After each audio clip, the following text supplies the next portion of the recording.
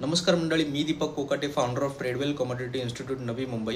तर मंडळी, आज आपण फ्रायडेच्या दिवशी म्हणजे 20 सप्टेंबरला सिल्वरमध्ये कुठे ट्रेडिंगची अपॉर्च्युनिटी आली होती ते पाहणार आहोत। तर मंडळी, इथे माझ्या पुढे सिल्वरचा चार्ट आहे आणि सिल्वरमध्ये मित्रांनो सेलची अपॉर्च्युनिटी आली होती। 4:40 सेलचा सिग्नल आला होता, ज्यामध्ये सिल्वरने जवळजवळ 350 ते 400 पॉईंटची रॅली दिली होती। हा आपल्याला इंट्राडेचा पहिला ट्रेड होता। त्यानंतर मित्रांनो संध्याकाळी 7:30 वाजता सिल्वरने बायचा ट्रेड दिला होता। सिल्वर त्यावेळेस चालली होती 1,28,450 आणि सिल्वर रात्री मार्केट क्लोज होईपर्यंत हायवर हाय मारत होता।